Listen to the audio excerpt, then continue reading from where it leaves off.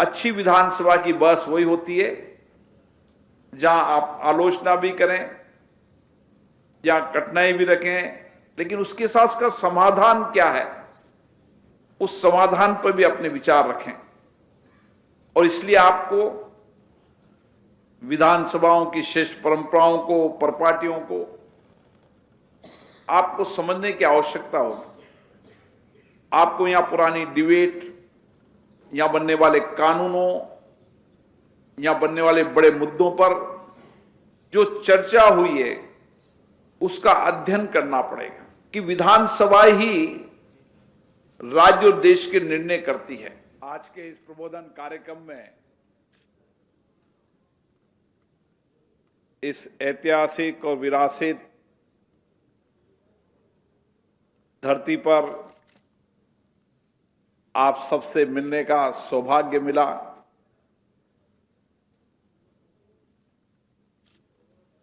मैं आप सभी विधायकों को, जिन्होंने जनता ने बड़ी विश्वास भरोसे के साथ आप चुनकर भेजा है, आप सबको बहुत बहुत शुभकामनाएं देता हूं, बधाई देता हूं। आज के इस कार्यक्रम में हमारे राज्यसभा के उपसभापति डॉक्टर हरवंश जी, पश्चिम बंगाल के यशस्वी, लोकप्रिय और जो पश्चिम बंगाल की विरासत को आगे बढ़ाते हुए नई आधुनिकता की ओर बंगाल को बनाने का जिनका संकल्प है, शुभेंद्र अधिकारी जी, पार्लियामेंट में हमारे साथी, संसदीय कार्य और अल्पसंख्यक मंत्री श्रीमान किरण रिजिजू जी, इस विधानसभा के अध्यक्ष जो चार्टर्ड अकाउंटेंट हैं श्री रविंदर बसु जी, प्रतिपक्ष के नेता श्री ऋतुवर्त बनर्जी जी और संसदीय कार्य मंत्री श्री उमेश राय जी, यहां पर इस कार्यक्रम में पधारे विधानसभा के विभिन्न अध्यक्षगण, संसद सदस्यगण और इस कार्यक्रम में आए पश्चिम बंगाल के सभी मंत्रियों का भी मैं हार्दिक स्वागत करता हूं, अभिनंदन करता हूं। आपको ऐसे राज्य का प्रतिनिधि बनने का सौभाग्य मिला है जिसने भारत को विचार दिया, दिशा दी, प्रेरणा दी। यह आप सबके लिए सौभाग्य का विषय है। पश्चिम बंगाल की धरती साहित्य, कला, संस्कृति, आध्यात्मिक चेतना, उद्योग, शिक्षा, बौद्धिकता और आजादी के आंदोलन की दिशा देने वाली ये धरती है। और इस धरती पर ऐसे महापुरुष हुए जिन्होंने आध्यात्मिक, धर्म, संस्कृति के साथ भारत की आजादी को स्वर दिया, भारत की संस्कृति को दुनिया में पहुंचाया, समाज सुधार का अलग जगाया और आजादी की लड़ाई लड़ने के लिए वंदे मातरम के गीत के साथ हजारों लोगों ने कुर्बानियां दी। उस वंदे मातरम को गीत रखने वाले भी यहाँ के राजा राममोहन राय जी हो, स्वामी विवेकानंद जी हो, बंकिम चंद्र चटर्जी हो, गुरुदेव रविंद्रनाथ टैगोर जी हो, नेताजी सुभाष चंद्र बोस हो, श्यामा प्रसाद मुखर्जी हो, इन सब का अलग अलग कालखंड में योगदान रहा। आज भी राष्ट्र उनको याद करता है, हम सबको उनसे प्रेरणा मिलती। माननीय सदस्यगणों, आपको जनता ने बड़ी अपेक्षाओं के साथ चुनकर भेजा है और एक विधायक से बहुत अपेक्षाएं होती है, आकांक्षाएं होती है जो उनकी चुनौतियां हैं, जो कठिनाइयां हैं, उसको समाधान निकालने की जिम्मेदारी आप। और मुझे खुशी है कि इस विधानसभा में 181 माननीय सदस्य पहली बार चुनकर आए, जो अपने आप में एक इतिहास है। यहां पर 194 विधायक 25 वर्ष से 55 वर्ष की उम्र तक हैं। युवाओं और महिलाओं का नेतृत्व वाली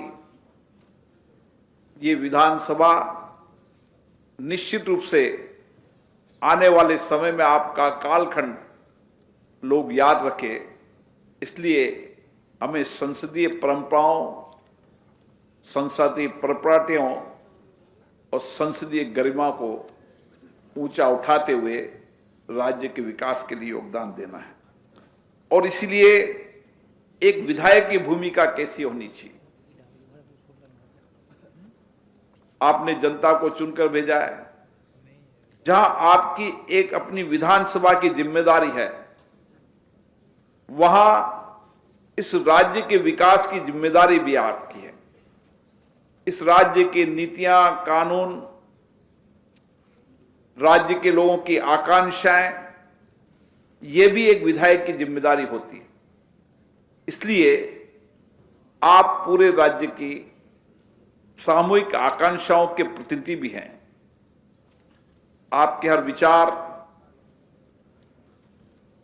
हर तर्क, संवाद, हम केंद्र में जन कल्याण को रखें, लोगों की आपदा, चुनौतियों के समाधान का रास्ता ढूंढें। हमारी चर्चा संवाद के अंदर जहां समस्या भी हो, कठिनाई भी हो, चुनौतियों की चर्चा भी हो, लेकिन उसके समाधान के रास्ते भी हों।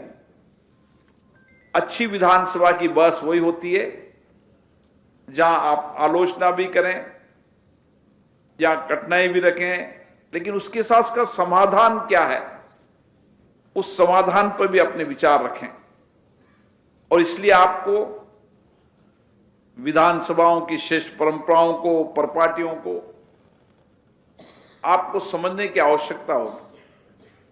आपको यहां पुरानी डिबेट, यहां बनने वाले कानूनों, यहां बनने वाले बड़े मुद्दों पर जो चर्चा हुई है, उसका अध्ययन करना पड़ेगा। क्योंकि इस विधानसभा की बहुत ऐतिहासिक रही है। जैसे अभी माननीय मुख्यमंत्री जी ने बताया कि विधानसभा ही राज्य और देश के निर्णय करती है, और इसलिए बंगाल कहां जाए, यह भी राज्य की विधानसभाओं में निर्णय हुआ है। इसलिए राज्य विधानसभा राज्य की जनता के कल्याण के लिए नीतियां, कानून बनाने के साथ उनके समाधान, उनके बेहतर जीवन के लिए भी काम करती है। इसलिए आप जितनी विधानसभा के अंदर तर्कपूर्ण तरीके से, तथ्यों के आधार पर अच्छी चर्चा, संवाद करेंगे, उतना ही आप अच्छा नेतृत्व दे पाएंगे। और ये विधानसभा के इस नेतृत्व से ही राज्य का नेतृत्व निकलता है, देश का नेतृत्व निकलता है। और इसलिए मेरा आपसे निवेदन है, हमेशा जीवन में सीखते रहें, नए अनुभव लेते रहें, अच्छे श्रेष्ठ विचारों को साझा करते रहें। जहां भी, जिस समय भी, जिस वक्त भी मिले, जीवन में सीखने की आकांक्षा होनी चाहिए, कुछ नए करने की आकांक्षा होनी चाहिए। मेरी विधानसभा के अंदर, मेरे राज्य के अंदर, मैं राज्य विधानसभा के विधायक के रूप के अंदर क्या नया बदलाव ला सकता हूं, इसकी चर्चा हमें सदन में करने की आवश्यकता है। और इसीलिए यह समय डिजिटल का समय है, डिजिटल के नवाचार का समय है, और एआई टेक्नोलॉजी का भी समय है। आप देश और दुनिया की विधानसभाएं, पार्लियामेंट, उनकी डिबेट, उनकी चर्चाएं, उनके अच्छे अनुभव, उनके विचार, जनता के अच्छे कल्याण, नीतियां, कानून, ये सब आज एक प्लेटफॉर्म पर आप देख सकते हैं। आप दुनिया के बजट देख सकते हैं, देश के अलग राज्यों के बजट देख सकते हैं, हमने माननीय प्रधानमंत्री जी के आग्रह पर एक प्लेटफॉर्म पर सारी देश की विधायी संस्थाओं को ला दिया है। इसलिए डिजिटल संसद में आपको संपूर्ण देश की विधानसभाओं की, पार्लियामेंट की, राज्यसभा की चर्चा, डिबेट आपको वहां पर मिलेगी। और मेरा आपसे आग्रह, जितनी देर आप विधानसभा में बैठेंगे, आपको बोलने का अवसर मिले न मिले, लेकिन नए विधायक हो, पुराने विधायक हो, जितनी देर संभव हो विधानसभा में बैठना, लोगों के विचारों को सुनना, उनके तर्कों को सुनना, उनके तथ्यों को सुनना। जितना आप विधानसभा में बैठेंगे उतने ही आपको नए अनुभव मिलेंगे। इसलिए मेरा आपसे आग्रह पूर्वक है कि नए विधान सदस्य को लंबे समय तक विधानसभा बैठना चाहिए, क्योंकि पश्चिम बंगाल की धरती में एक नई ऊर्जा है। यह धरती हमेशा विचारों की धरती रही है। यह धरती हमेशा नवाचारों की धरती रही है। इसलिए मैंने मुख्यमंत्री जी को आग्रह किया है, इस धरती की विरासत को वापस लौटाना है। इस धरती की आध्यात्मिक चेतना, इस धरती की सांस्कृतिक पुनर्जागरण की यात्रा, इस धरती पर जो विद्वान हुए, जिन्होंने समय समय में अलग अलग कालखंड के अंदर देश की संस्कृति, विचारों को दुनिया में पहुंचाने का काम किया, उनके विचारों के मंथन को विचार। और यह धरती हमेशा उद्योग, शिक्षा, कई तरह की विरासत है इसकी। इस विरासत को पुनर्जीवित करना चाहिए। भारत बंगाल की ओर देख रहा है, और जब बंगाल की ओर देख रहा है तो आप सबकी ओर देख रहा है। मुख्यमंत्री जी का एक विजन, एक सोच है, दूरदृष्टि है कि हम लोकतंत्र, लोकतांत्रिक प्रक्रियाओं से, लोकतंत्र की संवाद से डेमोक्रेसी को मजबूत करते हुए हमारी विरासत को वापस लाएंगे, जहां पर हर बड़े निर्णय राज्य की विधानसभा में हो। प्रदेश, देश विधानसभाओं की चर्चाओं को देखे। मैं यहां के विधानसभा के अध्यक्ष और मुख्यमंत्री जी को धन्यवाद देना चाहता हूं, जिन्होंने विधानसभा की कार्रवाई को लाइव किया, ताकि देश देख सके, प्रदेश देख सके कि हम जो निर्णय कर रहे हैं, फैसले कर रहे हैं, कानून बना रहे हैं, जो चर्चा कर रहे हैं, वो देश और प्रदेश के हित में है। और इसलिए मेरा आप सभी लोगों से आग्रह है, ये समय आपके लिए सबसे ऐतिहासिक समय है।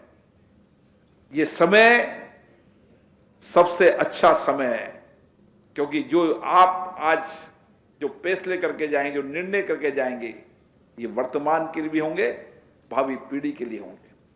और इसीलिए इस भावी पीढ़ी और वर्तमान पीढ़ी को आगे ले जाने के लिए आपकी बहुत बड़ी जिम्मेदारी है। और मुझे आशा है कि 2 दिन तक आपके इस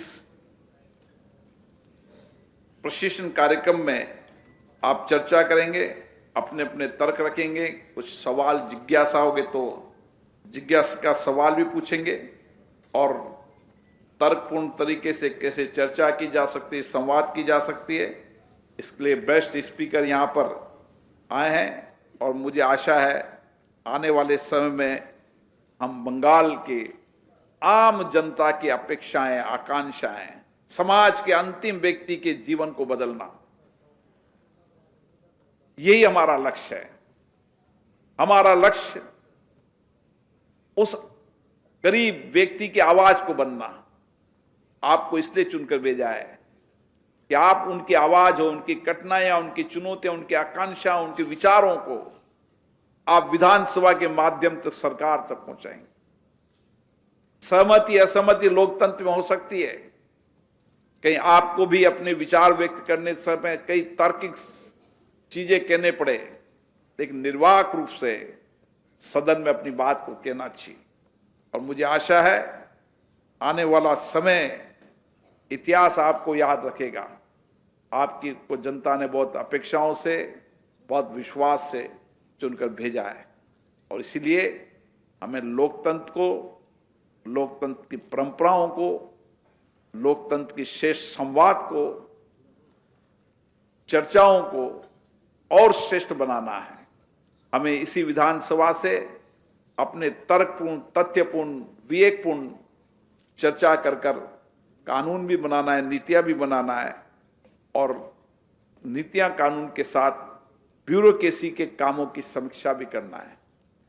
क्योंकि जनता का राज इसलिए होता है जहां जनता की सुनी जाती है।